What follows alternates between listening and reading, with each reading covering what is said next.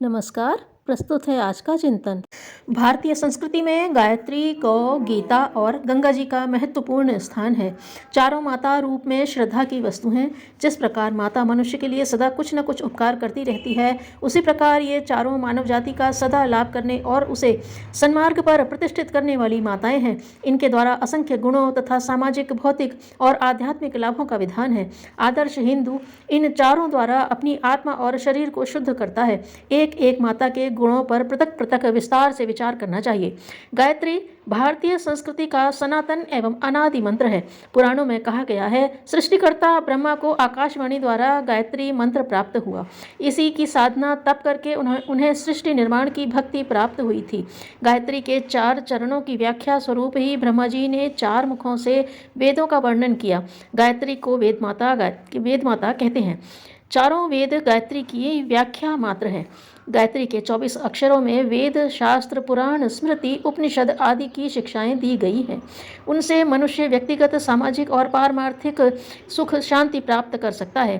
गीता में भगवान कृष्ण ने कहा है, गायत्री छंदसामहम, अर्थात गायत्री मंत्र में स्वयं ही हूँ। गायत्री सर्वश्रेष्ठ गायत्री मंत्र है, जिससे उसे आयु, विद्या, संतान प्राप्ति, धन और ब्रह्म तेज प्रदान करने वाली कहा गया है। गायत्री की साधना द्वारा हमारी आत्मा पर जमे हुए मल विक्षेप हट जाते हैं और आत्मा का शुद्ध स्वरूप प्रकट होता है। अनेक रिद्धि सिद्धियां प्रकट होने लगती हैं।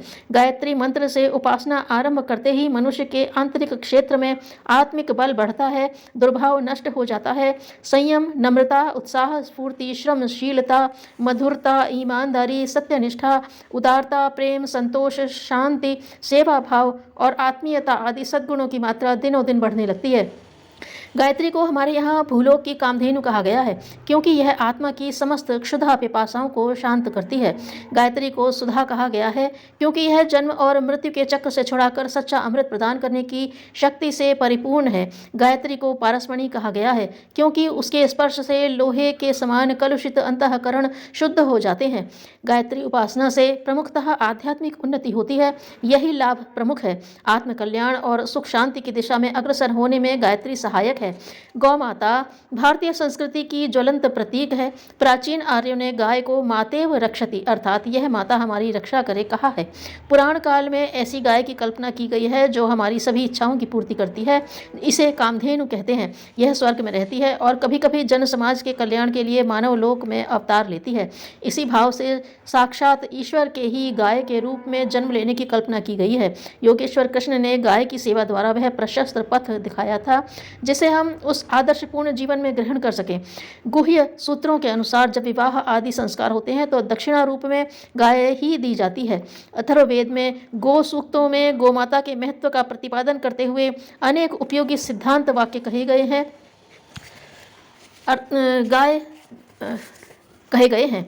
गाय रुद्रों की माता है, वसुओं की पुत्री है, अदिति पुत्रों की बहन और घृत रूप अमृत का खजाना है। प्रत्येक विचारशील को चाहिए कि गौ का वध न करे। आगे कहा गया है, गौओं ने हमारे यहाँ आकर हमारा कल्याण किया है। वे हमारी गौशाला में सुख से बैठें और उसे सुंदर शब्दों से गुंजा दें। ये विविध रंगों की गौएं अनेक प्रकार के बछड़े बछड़ियाँ जने और इंद्र के यजन के लिए उषा काल से पहले दूध देने वाली हों। ऋग्वेद।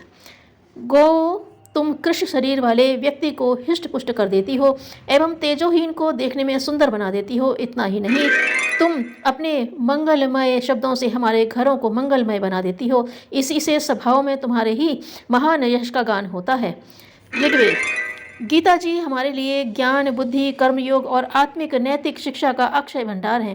गीता का ज्ञान सदा हर क्षेत्र और जीवन के हर स्थान पर काम में आने वाला सद्ज्ञान है। भगवान श्री कृष्ण ने अपने श्रीमुख से उच्चारण कर इस उपदेश में वह समस्त ज्ञान भंडार भर दिया है जो जीवन की प्रत्येक गुत्थी को सुलझाने और गांठ को खोलने में सामर्थ्य रखता है।